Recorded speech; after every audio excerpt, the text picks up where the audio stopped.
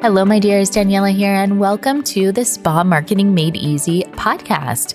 Now, I hope all the moms out there had a lovely Mother's Day. And for those of you who are running Mother's Day promos in your spa, I hope that you had massive success. I want you to do a debrief and really look at what worked and what didn't work. How did you market it?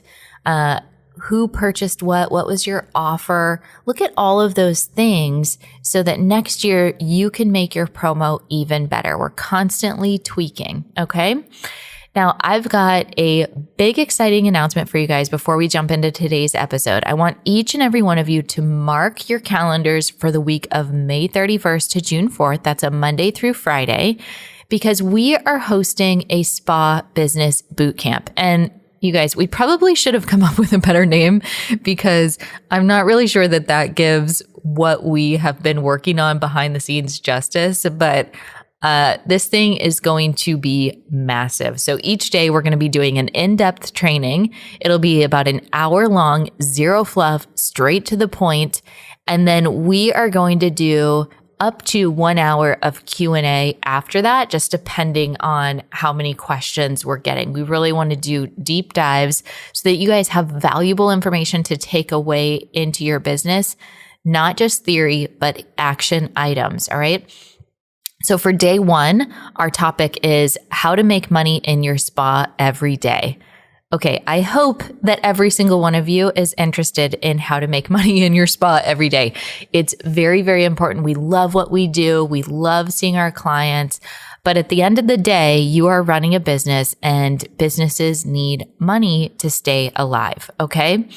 So the trainings are going to start at 3 p.m. Eastern time. That's noon Pacific. They're going to be taught live. And what we really want to accomplish is, overall, the big picture is, how do you scale this business? How do you create more time and money in your life, right? So we're going to take a look at your sales. We're going to take a look at your social. We're going to take a look at your systems, and we're going to look at your structure, finding any areas of opportunity in those 4 areas so that you can scale. Okay. So we're going to be sending out emails with all of the details very soon. Be sure to join our email list if you haven't already. There's like a gazillion places on AddoAesthetics.com that you can join our email list. But also, just if you go to this episode below the, at the bottom of the page, you'll be able to join there on the Addo Aesthetics website. And also make sure that you are in our Spa Marketing Made Easy Facebook group. Okay. It's going to be an incredible, incredible training, totally free, you guys. And we went back and forth, because I think when things are free, people don't value them as much. But we really want to reach as many people as possible with this information. Now, there is also going to be a massive workbook that we are creating. So more details on that as well.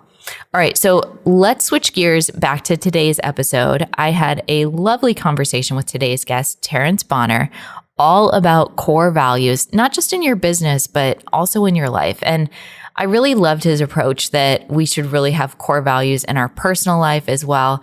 And you guys, this is a man who has known his values from a very young age. Get ready for some fun stories.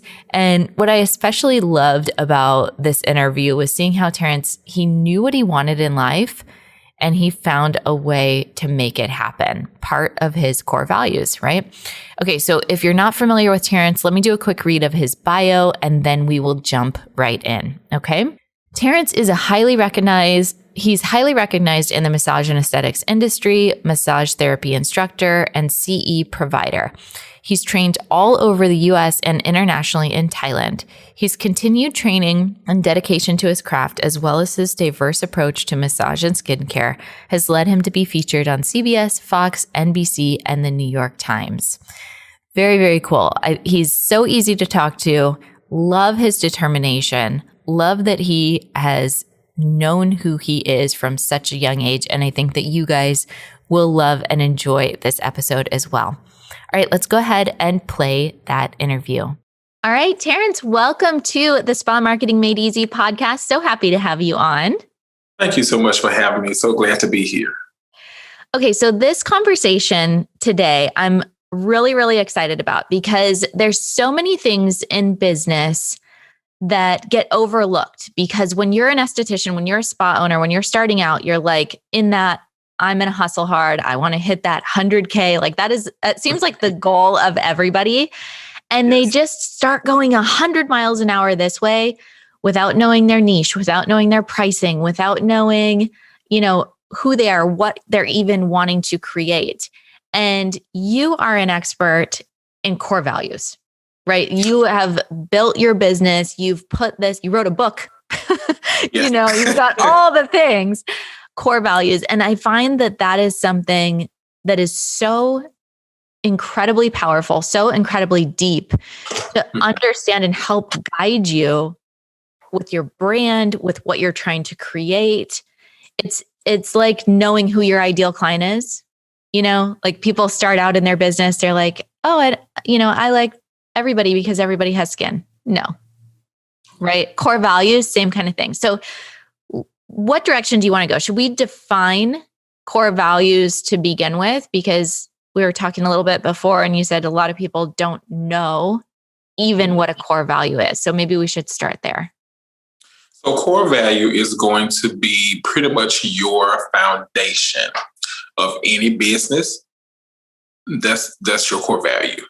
And core values are the cornerstones of that foundation. You can't build a house without the foundation. Mm-hmm. I feel like you can't build a business without that foundation, meaning your core values. Everybody's core values are going to be different. So just because mine are these four, the next person may be, we may have one or two that are similar, but everybody's are going to be different depending on their core values, their beliefs. Yeah. And one of the, a lot of people, us included, have a core value of integrity. So do what you say you're going to do, right? Yes. But one thing that I really want to stress, and I'd love to hear your insight on this. A lot of people do, like when they're doing their business plan or whatever, they'll do their core values and I'll ask them, I'll say, hey, what are your core values? Oh, let me look it up. If you have to look up your core values, you're not living your core values. If you can't repeat them off and show me how they are being fulfilled and, how you're living those core values in your day-to-day business, they are not core values. Yes. So how do you come up with what those are? Because really most businesses have anywhere between 3 to 5, right? It's not something that you have 20 core values. It's right. What are the pillars of who you are, or as you said, the cornerstones of who you are as a company, and how do you showcase that to your employees and also to your clients? So first off, I'll say for me, first I'll tell you what my core values are. Yes. My core values are faith, determination, dedication, and compassion. And believe it or not, my very first one, faith, I started off with that one because I actually found or developed my core value at 4 years old. Okay, wait. So we're talking about a core value as you as a human being, but that you then put into your business. Yes. Okay. Yes. And wait, did you just say you found your faith at 4 years old? Yes. So I'll talk about this in my book. My mother and she was taking me to my babysitter's house at 4 years old. And she was notorious for being late. And my dad would always tell her, you need to leave home early so you won't be rushing all this stuff. And this particular morning, she was running late. And she was running down the road and a train was coming. And in her mind, I can beat this train. I got to get my child to the babysitter, and I got to get to work. And so we're coming down the road, and so was the train. It was almost we could actually maybe see the train, through the woods and stuff. So she could see it, but she heard it. So she was like, I can beat this train. Long story short, by God's grace, we did not get hit. We didn't get killed.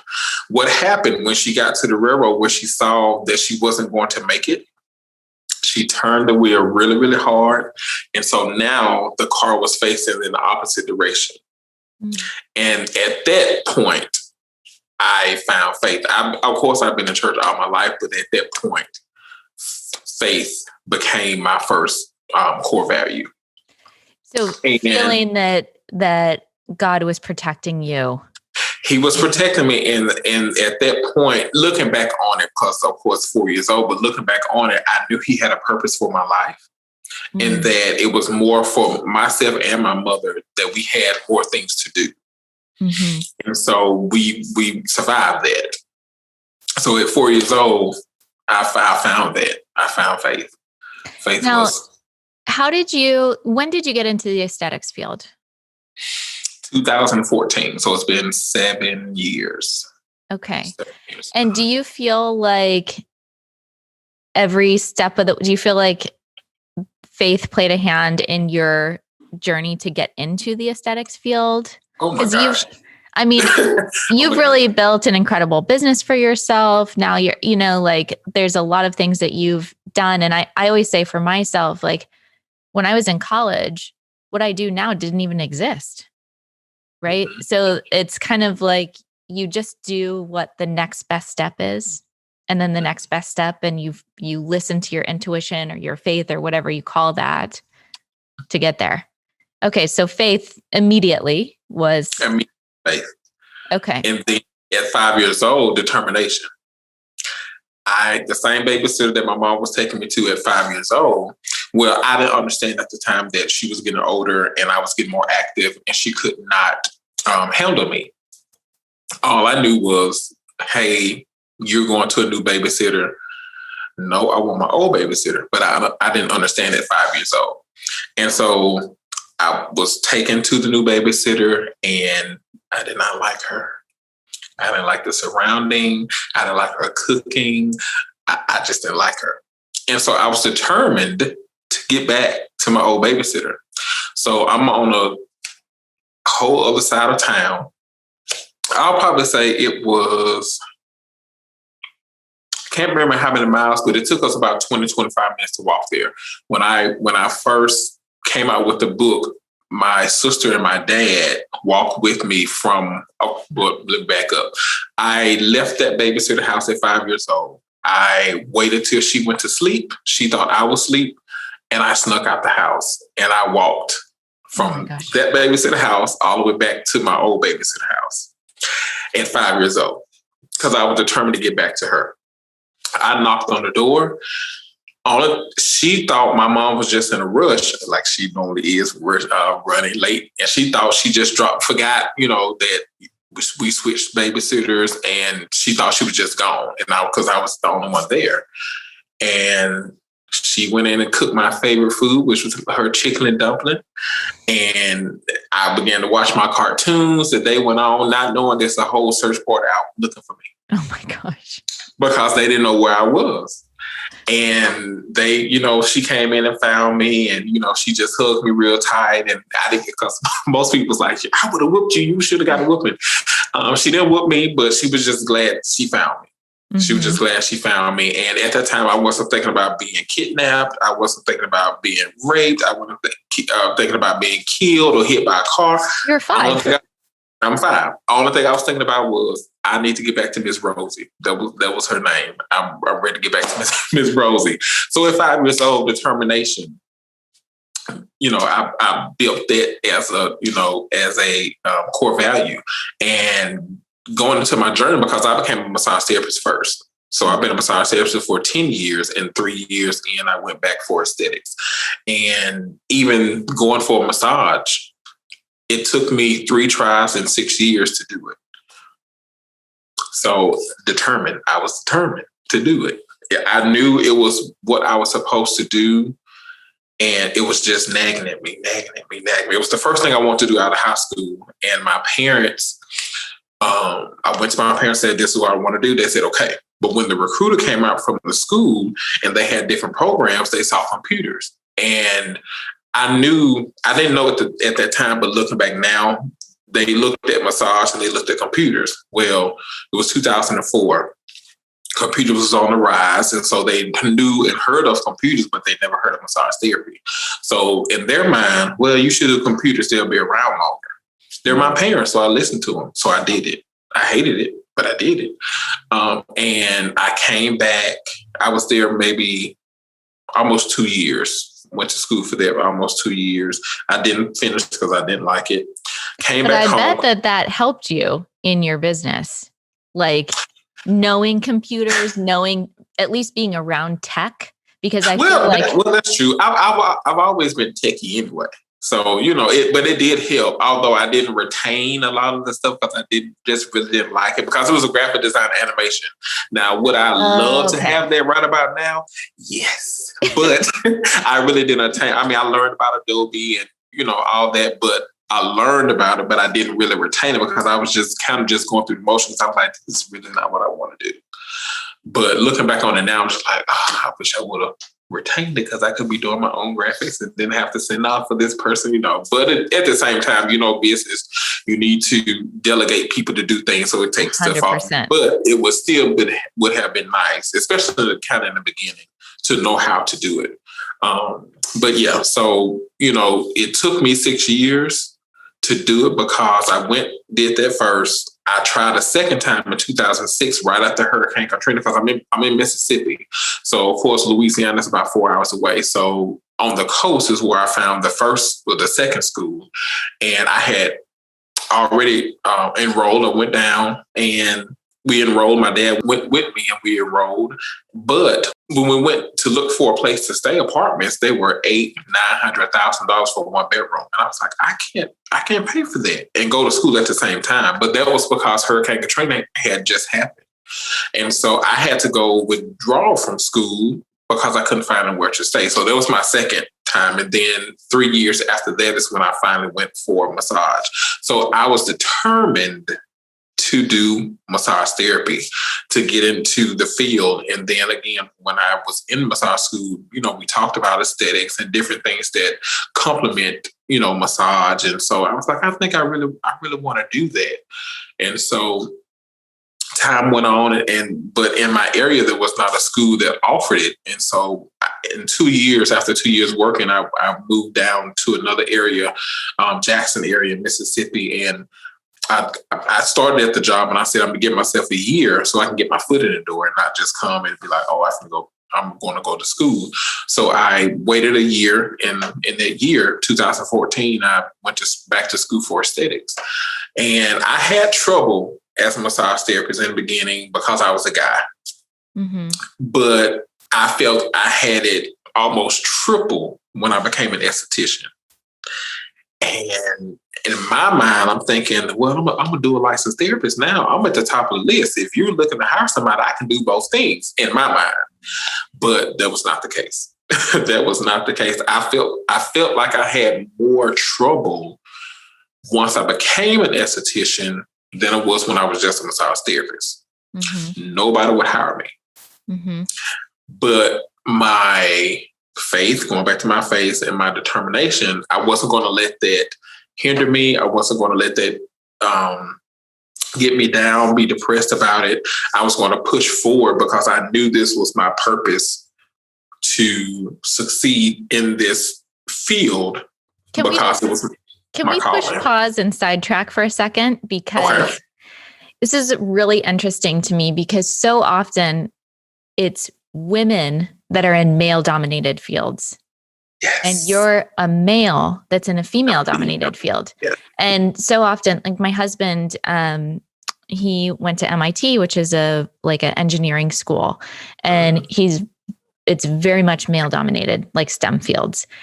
And there were women there, and this has shaped me so much. They said, we have to look a certain way, which they intentionally dressed frumpy, didn't wear makeup, to be taken seriously in this field. And I said, look, you guys are at MIT. This is like one of the best schools in the entire world.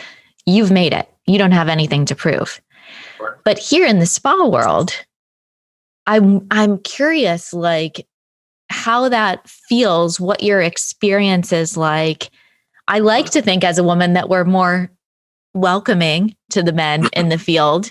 But what has been your take as being a male in a predominantly female industry? Well, it wasn't so much the field part. It was so much of the consumer or the client part.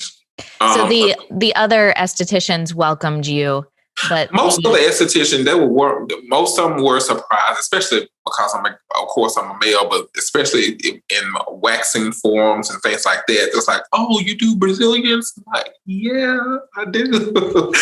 So some people may have been surprised, about that part. But yeah, majority of the people, as far as in the field, they were very welcoming and, congratulatory because that makes me very happy. Very happy. Oh yeah. I mean, it was almost like a safe place I could come and kind of talk and, to other estheticians, and they was, but they were very, very, very, very welcoming. Yes. And as far as the industry, yes. But on the other side, as far as, like I said, the consumer or the client, that's where it's like, oh, I don't want a guy, most times the word is rubbing me. I don't want another guy rubbing me, or, for guys that, want a massage, or even then it comes to the aesthetic part, whether it's facials, whether it's the waxing. I got that a lot. And so I had to find my niche or my niche very, very quickly. In the beginning, I began to do threading and I began to do lashes. Those were the two things that I were known for as far as aesthetics, not for facials, not for anything else, not even waxing in the beginning, but threading and lashes was my niche. And I was very, very known for that in my area. I still am. That's great. Okay. So now we can go back. So we've got faith, we've got determination. Is courage next? Was it courage or was dedication? Dedication. Okay. Yes, dedication. I was dedicated to pursuing what I knew was for me. Even though my parents said, no, you should do this. Even after I got into the field, outside people looking in of like, oh, you doing this for a living? Or you really sure you want to do this for a living, or you're doing this for a living, you're rubbing on people for a living. Guys don't do that. And, all of that negative, most people would took that negativity and just, ate it up and just went and did something else. Even when I wasn't making the money that I felt like I should, or, I should be making, I couldn't necessarily support myself in the beginning. A very, very close family member to me was like, just go to, we had a Toyota factory just opened back then. It's almost 9 years ago. And you should go work there because at least you'll know you'll make the money. But in my mind, it was like, I didn't pay all these $1,000 to go to school to do this just to go work at a factory. Mm-hmm. And, that could have deterred me as well, coming from somebody very, very close. And I was just like, no, this is what I'm supposed to do. When did you start your own spa? It'll be 6 years next month. April 13th of 2015 is when I started the spa. And you've grown that. Like, how long did it take you till you felt like, wow, I'm really doing this? Like, I made it. I would say 3 to 4 years. 3 to 4 years. Because when I first began, I was by myself. I had rented this place. It was 1,200 square feet. Initially, my dad was like, no, just only rent this side because you just never know. But in my mind, I knew the vision that I had. Mm-hmm. My vision was I wanted to have a full service spa to where you could get everything done, including hair, nails, massage, skincare, all of that. That way, the client could just come to one place and get everything done. That was my ideal. And so I did. I went ahead and rented both sides of this building because it was the way it was made. It was like two different buildings, but it was right there together. So it was like a door separating both sides. But I went ahead and did it because the guy renting told me, he was like, it's not a guarantee that the other side would be available if you don't get it now. So I said, okay, I'm gonna take the leap of faith.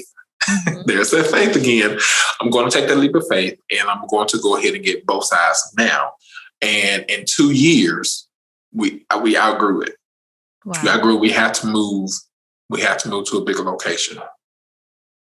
So, tell me. Okay, let's talk about the final core value, and then I want to touch on how you actually are using these with your clients, how you're showcasing your core values and letting that kind of permeate through the client experience, through your employees, et cetera, like all of that, how it's being lived and breathed every day. So the last one is, of course, compassion. And it's just being compassionate, which is the reason I got into, because I've always been the type to want to help others. I've always wanted to do that. Watch my parents, Except your babysitter that you didn't like. You had to get away. So sorry. but yes, but other than that, I've always, I saw my parents, do that. I saw their work ethic. I saw how they gave back. I saw, just how they helped others. And so growing up, I always saw that. So I was like, I really want to do that. And most people say, well, you could become a nurse. You could have did this. I said, well, that is a part of it, but that's just not for me. And this is the path that I chose to go on. So compassion is the last one for me. So I have 4. Perfect. And so how do you, those are phenomenal core values, I think, in just how you approach life in general. And you've used those clearly as the pillars of who you are as an individual.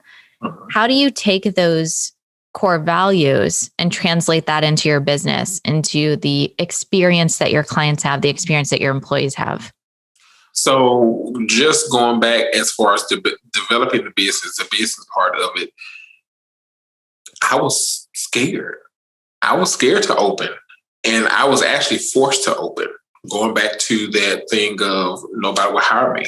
It was one particular place here in town that's still open. I applied 3 times. I applied twice as just a massage therapist, and I applied again after as a dual license. And I'm just like, okay, there's nowhere else to go. So I had to create my own. So I had to step out on faith and to open. And I was determined to succeed. Mm-hmm. I was going to dedicate my time and my being to make it is what it is today. And then just having that compassion for my clients, for the employees, being understanding to their needs as well as, the client's needs. So again, even though I started young developing them, but it went from 4 years old all the way up now until now. And even in the business, all of them are still the foundation of my business. I built those. I built my business off of my core values. And most time when people are looking to develop the core values, most time they have already developed them at a young age, but they just haven't tapped into it. And I talk about that in the book as well, because my book is a workbook. It's not just let me just read a book. It's actually a workbook, and it forces you to be interactive and make it personal for you. Because of course I go through the things that I've done, how I talk about how I developed all of my core values, and then it's exercises in there to develop yours if you don't know what they are. So what prompted you to get into education, to get into writing the book? Is that come from a place of, that compassion, wanting to serve, wanting to help others? Definitely. Ever since I began, I felt like I was always the go-to person. If anybody needed to know something, whether it was about law, massage, because of course, again, I started with massage, about law or about ethics, people will come to me. even when I became an esthetician, they felt like I was like, well, he would know. Let me call him and ask him. Let me ask him. Even to this day, people still call and ask me questions. Well, even people that's not even in the industry, even people wanting to get in the industry, they would call me. Well, I called you because I know you would know.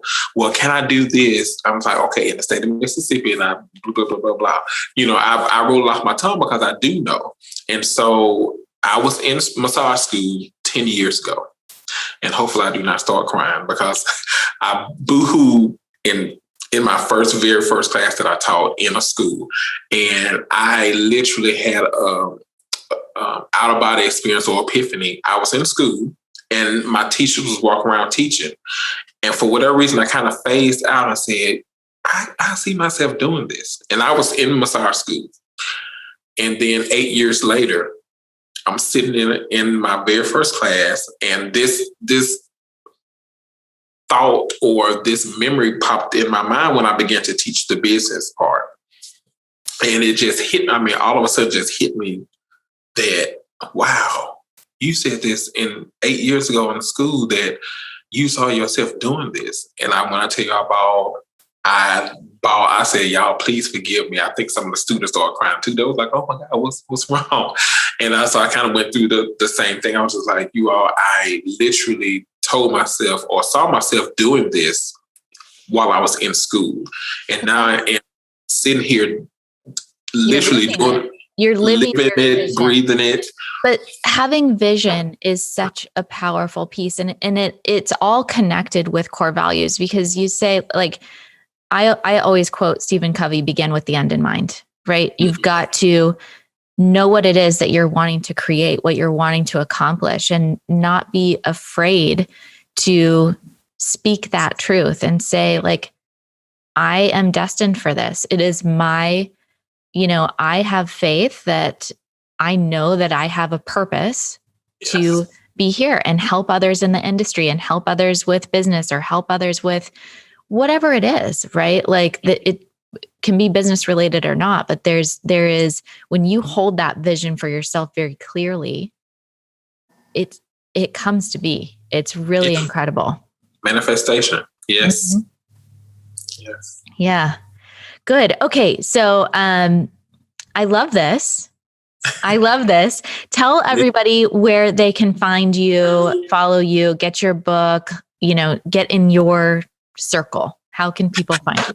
So you can find me on my personal Instagram page, which is _Terrance Bonner. That's my personal page. And then for classes, it's _Bonner Institute on Instagram.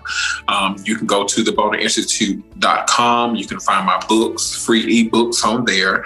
And then if just so happen you forget what that is, my book is on Amazon and Barnes & Noble as well. Perfect. Love that. And do your classes, are they online, or are they in person, or are they both? Both. I'm when COVID happened, it kind of pushed a lot of people out of their comfort zone. That was one of my comfort zones that I was not comfortable with. Was like, but I'm just so used to in person. So now I have been developing more online classes. So. Very good. Well, we'll get everything linked up below the episode. Thank you for your time. Thank you for your expertise. Great interview, and love hearing this story. I'm like, when I was 5 years old, I was playing in the mud. It is crazy because people ask, like, well, how do you remember that? But I promise you, I remember it just like it was yesterday. I remember walking. I remember leaving. I remember her sleep and me sneaking out. I remember all of it. I remember it. Good. Well, thank you so much. And if you guys want to keep this conversation going, please head over to the Spa Marketing Made Easy Facebook group. Keep it going over there, and we'll catch you on the next episode.